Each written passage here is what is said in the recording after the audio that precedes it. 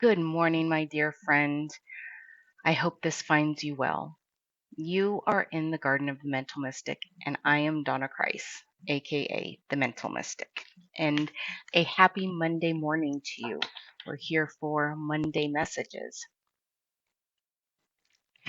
So, one of the things that we are currently doing here at our casa is we are downsizing, and part of downsizing for me is going through the numerous decks that I have, oracle decks, tarot decks, what have you. And so I thought I would start actually using a new one each week, so I wouldn't stick to the old standbys that I usually use. And this week I thought I would use Denise Jarvie's The Secret Language of Life, Transmissions from Your Soul. So if you like these, I will put a link in below so that you can click on it and get one for yourself.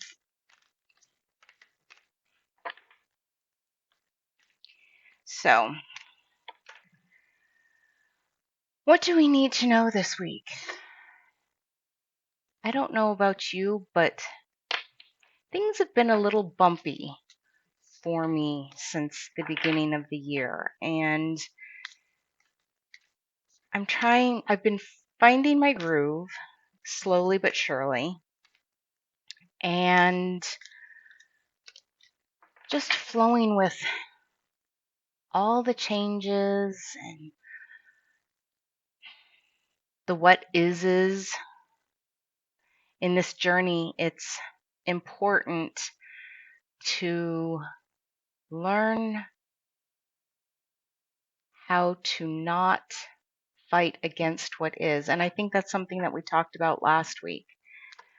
But just to flow with things and find your groove the best you can. Not be married to your expectations of what something should look like, what something should be. And it's funny, last week I went to see Andrea Bocelli in concert, and I went with a dear friend of mine, Karen Dugan, and her mom, and we went, and it was wonderful. It was wonderful. And Karen asked me if it was what I had expected. And honestly, I didn't have any expectations for it. If I had expectations for it, it wasn't what I was expecting, but I wasn't married to my expectations. And it was a wonderful performance. It really was. I was kind of disappointed in the fact that he didn't sing my favorite song. But looking back at it, he may have, just the Italian part. It was Fall Into Me, and it was a song that he sang with his son Matteo. And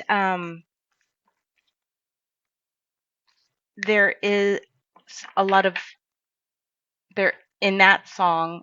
There is a lot in English, but there are parts in Italian as well, of course. So, yeah. So I wasn't married to my expectations, and it was a wonderful experience, and I'm glad that I did it. and I glad that I was able to see him live in concert, and he was spot on. He was spot on, and you would have thought that you were listening to a recording. I know I wasn't. I know it wasn't lip sync. It He wasn't Milli Vanilli, but it was wonderful. That's all I can say is it was wonderful. It stirred my soul, the music, and I was actually talking with Karen's mom later on, and we were talking about how naturally the majority of it was not in English. And one thing I mentioned was that music, I enjoyed the vibration. It moved me. It was the energy. It didn't have to be in English. It could be in Italian. It could be in Spanish. It could be in any language. It was the vibration and the energy of the music. And one thing that she did say was that his voice is an instrument, and it doesn't matter what the language is, that instrument vibrates at such a high frequency. And yeah, it moved me. And so not fighting against what is, and not being married to our expectations, we save ourselves a lot of suffering and a lot of disappointment when we're able to do that. Is it easy? No, no, it's not easy at all. It's taken many years, on my part at least, to get to that point. And I'm not always 100% there. I do get visions of what I feel like something should be, what I think something should be. And that's judgment. And when we are in a place of judgment, it's a lot more difficult to experience joy. And that's something that we're going to be talking about a lot more in the days to come, because my peeps have informed me that I am to groom myself into a joyologist. I am meant to teach you how to cultivate more joy in your life. And in order to do that, they've told me that I need to become a something of a subject expert. Yeah, an expert on the subject of joy and the things that block us from our joy, and more ways that we can cultivate joy in our lives. So we'll be talking a lot more about that in the days to come. So, what do we need to know beyond what we've already discussed for this week? And these cards, I can tell I've not, oh, it's just a very thick card, so they'll wear well.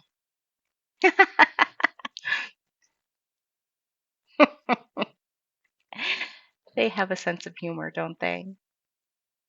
Joy.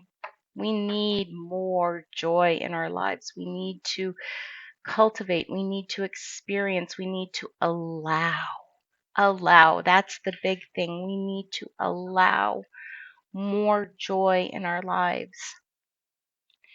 We're so busy rushing around trying to get the things, get all the things like they're Pokemon. Got to catch them all. Um, just we have to get all the things. We have to have all the experiences. We have to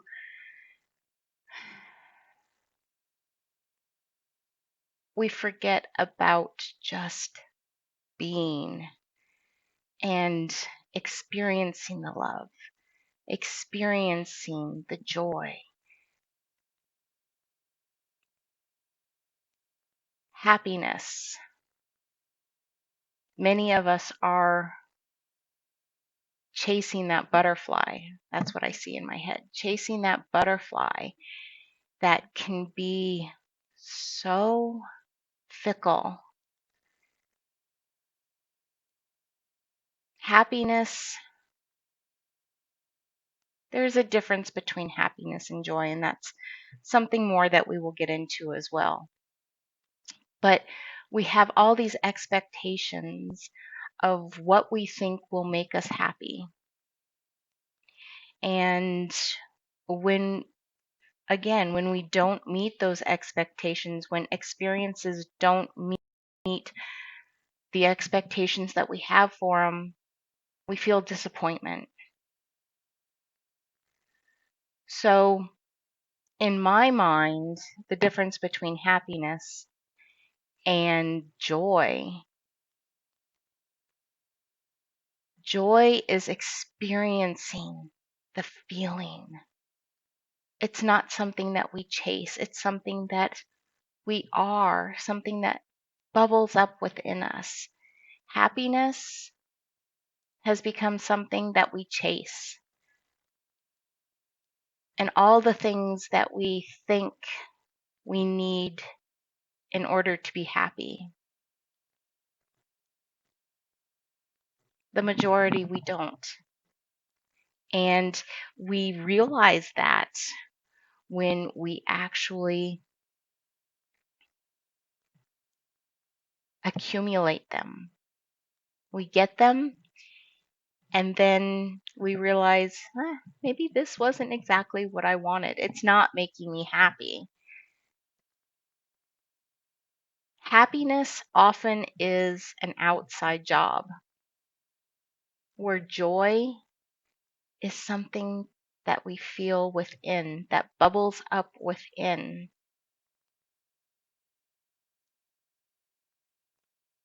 Because happiness, what causes our happiness, is always going to change. And what is true for one person is not always true for another. But joy is something that each of us can feel within. We can be the joy. We can wrap ourselves up in joy. And that's something that we'll talk about more this week. I think that's what we'll focus on. I will be doing a blog post on Wednesday, and that's what we'll discuss more, is joy, how to cultivate more joy in our lives. So as you go through your day, as you go through your week, one of the ways that I've come across for cultivating more joy is to remember back to a time when you experienced joy. I know for me, one that I can remember is when my youngest daughter was the day she was born. I had gone through, and I was much more aware with her birth, much more conscious about the process than I was with my older kids, because there's 13 years between my son, my oldest child, and our youngest daughter, and 9 years between our two girls. So I had done a lot of growing in that period, and so I went into the process much more consciously, and I made a set of CDs, and I called it Music to Birth By, and it was just, I believe there was Secret Garden was in there, and there was Celtic music, and just calming music. And I played that throughout the entirety of my labor and delivery. And it was a much more calm experience than my two previous births. And one of the nurses said that was the most beautiful birth that she'd ever been a part of. And that there was just joy for me there. I mean, yeah, there was pain, of course, because it was delivery, but it was a joyful experience. Our two older kids were there. My husband was there. It was a family affair, and that just brought me so much joy. And so when we're able to look back on the events, the experiences that we've had that have cultivated joy within us, then we can recall that. We can recall the feeling. We can call it back to us, because time is not linear like we believe it is. So bringing the memories that have caused us, that have cultivated joy in our lives, by bringing those back into our awareness and into our heart, we can experience it all over again. And when we're in that vibration, we attract more experiences that will cultivate that joy into our lives. So that's something I would love for you to keep in mind this week. And um, Friday or Wednesday, I will be writing a blog post more about cultivating joy. And Friday, we'll do a little bit of, maybe we'll do a little bit of laughter yoga. So we'll see. We'll see what the week brings. But I hope it is a wonderful week for you, and that you are open to all the joyful experiences and all the gifts that the universe has for you. Allow them in. They're there. Just allow them in. Until next time, dear friend, I hope you have a wonderful week, and I will talk with you again soon. Bye bye.